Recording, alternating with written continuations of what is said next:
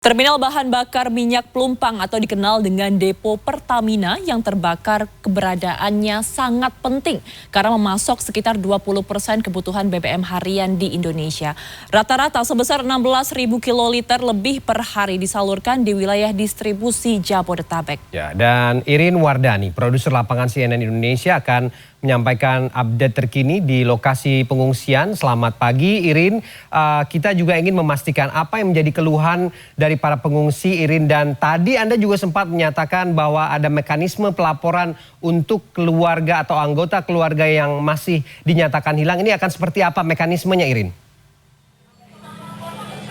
Ya, selamat pagi Ayu dan Ferdi. Untuk mekanisme pelaporan warga yang hilang, memang warga yang melaporkan anggota keluarganya yang hilang diwajibkan untuk mengisi formulir dan juga data diri orang yang dinyatakan hilang atau dianggap hilang, dan kemudian data diri pribadi sebagai pelapor. Dan nantinya dari pihak PMI sendiri akan melakukan verifikasi, dan nanti jam 10 SOP-nya adalah verifikasi pertama yang akan dilakukan oleh pihak PMI. Dan Ferdi, Ayu, saya akan mengajak Anda melihat beginilah suasana tenda pengungsian yang semalam tadi dipenuhi oleh warga yang beristirahat karena rumahnya dan juga wilayahnya terdampak dari kebakaran atau ledakan di depo Pertamina sendiri. Dan saya akan mengajak Anda berbincang dengan Pak Teguh, keluarga Pak Teguh sendiri. Pak Teguh sendiri berada di TKP. Tadi saya sempat berbincang di TKP dari sebelum ledakan hingga ledakan, dan sampai tadi ini mengunjungi keluarganya. Dan saya akan berbincang apa yang dilihat oleh Pak Teguh dan apa yang dirasakan oleh Pak Teguh pada saat sebelum kebakaran dan juga pasca kebakaran. Pak Teguh, selamat pagi. Bisa diceritakan nggak Pak, pada saat sebelum kebakaran Bapak posisinya ada di mana? Pas kebakaran itu saya ada di rumah, hujan gede, diiringi petir. Setelah itu bau menyengat, bahan bakar, disertai uap. Tahu-tahu ya meledak aja gitu kan. Api udah kelihatan dari kejauhan, warga pun pada berlarian, itu aja. Nah Pak, Bapak langsung mengevakuasi diri ke sini atau pergi ke tempat lain dulu? Untuk keluarga saya suruh evakuasi di Gor Alur Laut situ, Rawa Badak, mengungsi sementara situ. Saya balik lagi ke sana untuk jaga rumah, gitu. Kalau jaga rumah, kenapa Bapak memutuskan berada di area yang bisa kita bilang masih berbahaya ya Pak, masih beresiko tinggi untuk menjaga rumah? Bapak tidak khawatir? Soalnya rame-rame sih, banyak orang gitu, jadi yang nggak khawatir sih, gitu. Sambil bantu evakuasi korban yang luka bakar, gotong-gotong gitu aja. Jadi sejauh ini keamanan juga dibantu oleh warga sekitar ya Pak ya? Ya, dibantu. Sebelum datang petugas, warga pun inisiatif berbondong-bondong membantu semua korban. Oke. Baik, terima kasih Pak Teguh atas jawabannya. Nah, itu Ayu dan Ferdi tadi pengalaman Pak Teguh melakukan juga turut membantu warga sekitar atau tetangganya mengevakuasi juga korban-korban yang sampai saat ini ada sekitar 17 korban meninggal dunia.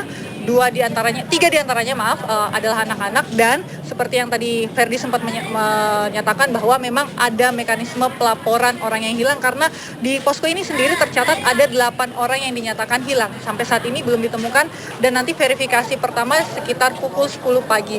Dan tadi sekitar pukul 6 pagi ada pengumuman dari pihak relawan, dari pihak PMI, jika warga bisa kembali ke rumahnya, melihat rumahnya, dan karena wilayah TKP sendiri sudah dinyatakan aman, sehingga warga yang ingin menengok rumahnya atau menyelamatkan barang atau mencari barang berharganya, atau mungkin kembali untuk mencari sanak saudaranya yang bisa jadi masih mengungsi di tempat lain, akan difasilitasi oleh pihak PMI. Dan posko ini sendiri, Ferdi, Ayu, masih membutuhkan beberapa bantuan seperti alas tidur. Kalau Anda bisa lihat, alas tidurnya masih berupa karpet tipis seperti yang saya bilang, atau matras tipis, yang ini baru datang tadi malam sendiri dari pihak BPBD DKI Jakarta sendiri. Dan memang ini belum cukup nyaman memang untuk saat ini untuk warga beristirahat, tapi beginilah kondisi pengungsian sementara bagi warga. Dan yang patut kita catat adalah kondisi cuaca yang bisa diperkirakan adalah saat ini Jabodetabek, Jakarta sendiri akan dilanda hujan deras, sehingga kalau Anda bisa lihat, Ayu dan Ferdi, memang di atap, di atas kepala kita tenda ini berdiri kokoh, namun di bagian bawah sendiri dipastikan akan dipenuhi genangan air karena kalau dilihat tidak ada saluran resapan atau tidak ada tanah resapan untuk air kalau hujan datang, karena ini semua ditutup oleh konblok istilahnya atau bahan konkrit sendiri, tidak ada jalur pengairannya atau tidak ada jalur airnya, sehingga bisa dipastikan ini akan tergenang, sehingga itu akan menjadi catatan bahwa selain faktor keamanan dan kenyamanan, banjir, maksud saya hujan deras akan berdampak pada kesehatan warga. Dan yang jadi catatan sampai saat ini belum ada sanitasi atau WC umum yang didirikan, sehingga para pengungsi di wilayah PMI Jakarta Utara ini masih bergantung pada 2 toilet, yaitu toilet di dalam kantor PMI sendiri. 2 toilet yang dibagi antara toilet laki-laki dan perempuan tentu tidak cukup untuk menampung atau mengakomodasi kebutuhan para pengungsi yang berjumlah saat ini tercatat sudah lebih dari 300 jiwa. Ferdi, Ayu. Ya, Irin, tentu ini akan dinamis situasinya, pengungsi juga berpotensi bertambah, kebutuhan MCK tadi Anda katakan masih belum memadai. Bagaimana dengan makanan, Irin? Pagi ini apakah sudah ada distribusi makanan untuk para pengungsi di sana? Ya, untuk pagi ini, sarapan pagi ini, makanan yang disediakan ada bantuan, saya lihat kalau bisa saya tunjukkan. Ada bantuan dari dapur dari Basnas sendiri, namun masih berupa snack, Ferdi, Ayu, kalau bisa kita lihat, snack dan makanan hangat, jajanan pasar yang biasa kita bilang, warga atau para pengungsi dan juga relawan bisa mengambil makanan yang disediakan oleh Basnas.